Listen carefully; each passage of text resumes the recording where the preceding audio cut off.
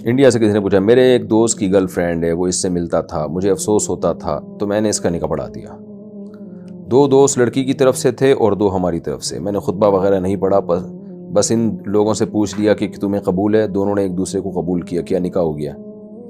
اگر ہو گیا تو ان لوگوں کا ملنا جائز ہو جائے گا، لیکن ابھی اس بارے میں دونوں کے گھر والوں کو معلوم نہیں ہے۔ دیکھیں، قبول ہے کا مطلب نکاح ہی قبول ہے مراد تھی نا آپ کی، تو اگر اس طرح سے 2 گواہوں کے سامنے ایجاب و قبول ہو گیا تو نکاح ہو گیا،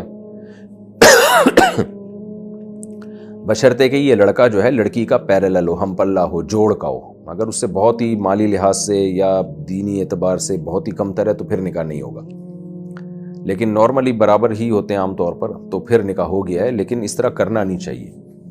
اب جب ہو گیا نکاح تو ظاہر ہے ان کا عمل زنا نہیں ہے، لیکن یہ کام اس کو اپریشیٹ نہیں کرتی شریعت۔ لڑکی اپنے باپ سے چھپ کے نکاح کرے، شریعت میں یہ قابل تعریف عمل نہیں ہے۔ دوسری بات یہ کہ ان کو اگر پریگننسی ہو گئی تو یہ اس کو گرا نہیں سکتے ہیں، یہ گناہ ہوگا، کیونکہ حلال بچہ ہے بالکل، وہ اس کو نہیں گرا سکتے، وہ ان کو بتانا پڑے گا ہم نکاح کر چکے ہیں پہلے۔ تیسری بات یہ کہ اگر مرد اس بیوی کو چھوڑتا ہے، اپنی گرل فرینڈ کو طلاق دیتا ہے، یعنی جو پہلے گرل فرینڈ تھی، تو لڑکی عدت کے بغیر کہیں اور نکاح نہیں کر سکتی۔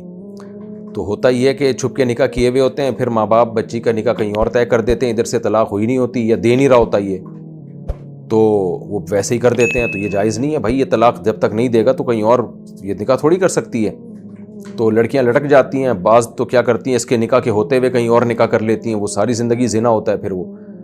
اور پھر بعض دفعہ کیا ہوتا ہے کہ ماں باپ لڑکی کا کہیں اور نکاح طے کرتے ہیں اور ڈیٹ بھی طے کر دیتے ہیں۔ اب لڑکی نے یہاں سے طلاق لی مگر عدت پوری نہیں ہوئی اور ماں باپ کو بتا بھی نہیں سکتی وہ، تو یہ 20 قسم کے بکھیڑے ہیں اس میں، تو اس لیے یہ کام نہیں کرنا چاہیے۔ اب کر لیا ہے تو پھر اس میں پورا پروسیس، اگر کہیں اور اس کے ماں باپ نے نکاح طے کر دیا تو لڑکی اس مرد سے طلاق لیے بغیر وہاں نکاح نہیں کر سکتی، اور اگر اس نے طلاق نہیں دی تو بس زندگی بھر اسی کے ساتھ گزارے گی، اور اگر دے دی طلاق تو عدت کے بغیر وہاں نکاح نہیں کر سکتی، اور اگر حمل ٹھہر گیا تو پھر بچے کی ماں بنے گی اور یہ اس کا باپ بنے گا۔ بچے کو نہیں گرا سکتے یہ لوگ۔